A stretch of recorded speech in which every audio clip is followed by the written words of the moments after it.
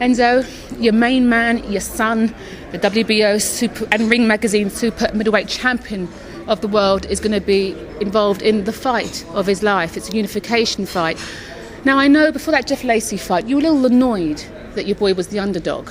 You're like, how dare they do that? Don't they know his style? But this is a different kettle of fish, isn't it? Yeah, obviously. Not so much a different kettle of fish. It's exactly a high profile, obviously, top of three fight.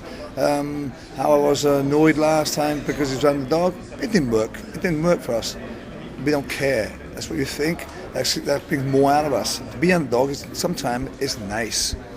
The expectation was on him, on Lacey. So let's be honest about it. He had all the power, the pressure on his shoulder.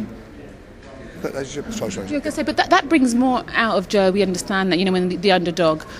If it isn't that case this time, if he isn't the underdog, he's expected to deliver. What does that bring out of him? Pressure. It is nothing about pressure, because there's no Joe wants to deliver itself for himself.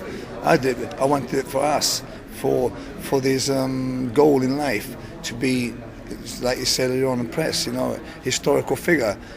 That's all about it. It's not about anything with pressure. It doesn't feel pressure. There is no pressure. The more the higher profile fight, the better it is for him. Kessler is an accomplished champion. He's undisputed around press and pundits. They say, look, you know what, this man deserves to be where he is. Just explain to me the different styles, Kessler styles and Joe's style, and how Joe's style can be victorious. Well, first of all, I'll tell you, you're absolutely right, because he's a worthy opponent. He's a worthy champion. He's got two titles, and that's why they cannot take nothing away from him. So he's a class act. But at the end of the day, when they get to the ring, it's only two fighters. It's no belts. It's nothing about that. It's just one person versus the other. As far as that's concerned, that suits us to a T, because Joe Calzaghe versus Michael Kessler. Now, on that part there, as far as that's concerned, it doesn't matter. I can go around, talk it over and over again. Joe's far the more accomplished fighter in the overall package. What does Kessler do in the ring? What's his style like? What's his movement like? Well, good enough for himself, certainly. Good enough for himself. It's paying off for him, but it's not good enough for Joe Calzaghe.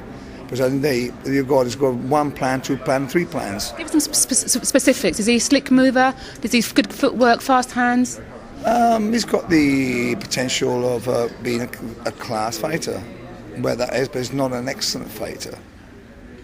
That's the difference. Joe is an excellent fighter.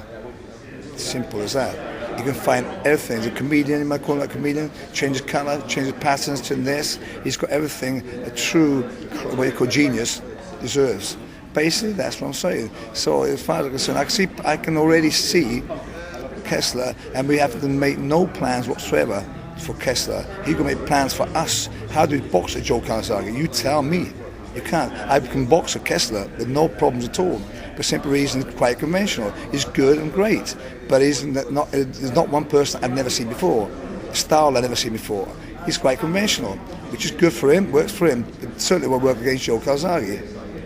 I want to move away from this just for a little bit, because Bradley Price retained his Commonwealth title in style on July the 14th in the O2 Arena. I know you were over the moon afterwards, not so happy halfway through the fight. You had to tell him to sort some things out. But just assess that performance for us. Well, first of all, I'd like to obviously reissue his name, because I think we confused his name. His name is now Raging Bull.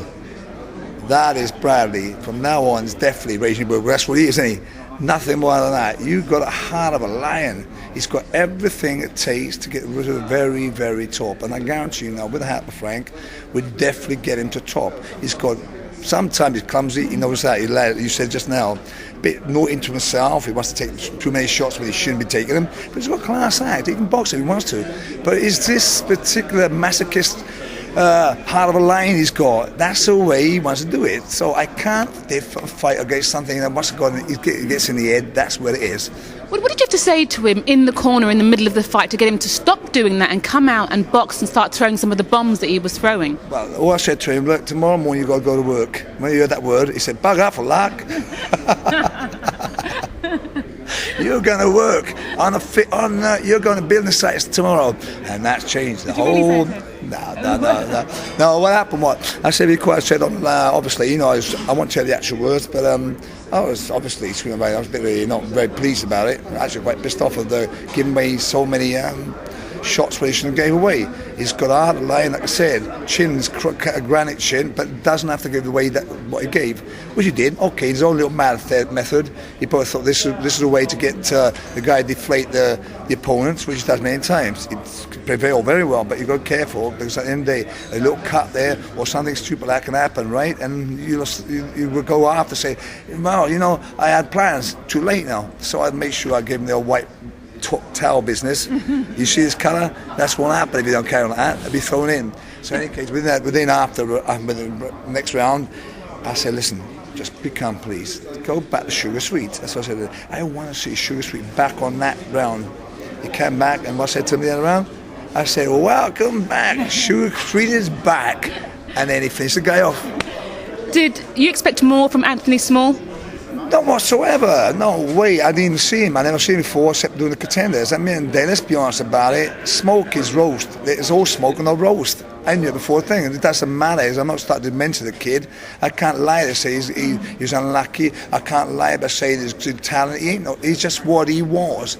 An overrated fighter against a guy, the mature, solid, performing that we know before, and just play. He was basically out of his league, because the crack is this: if he didn't believe that's a stoppage, you can guarantee it. And put his hand on his heart, his trainer's hand on his heart, as opposed to playing like. Would you think he would have gone another round? And I guarantee you, they knew it was finito. They'd done a 6th round, that guy, and that's all he can go through it. And after Brad, it was about up to 12 rounds of how many he would have had. So forget it. It was spot on. That referee I put in spot on. Well done, ref. Just moving on, quick word, Gavin Rees, big fight coming up in the CIA this weekend, fight for a world title. He's been waiting for a very long time for this opportunity. How is he? Well, for me, the happiness is that he's spot on. He's trained as hard as ever trained his life. He's 100% committed for it, and he's very, very, what do you call it? I like relaxed feel, no tension or whatever. He knows he's going for the best fight of his life, the hardest fight of his life, but he's trained soul. And one thing Bradley does do, he believes, he does believe in himself. He does believe he belongs there. He does believe he can be world champion. Now that's the difference to me. Already, my job's already done. I do training and give him a couple of things here, a couple of there. So on Saturday night, I would say to hand on my out once again, to say the truth, it's definitely a 50-50 fight.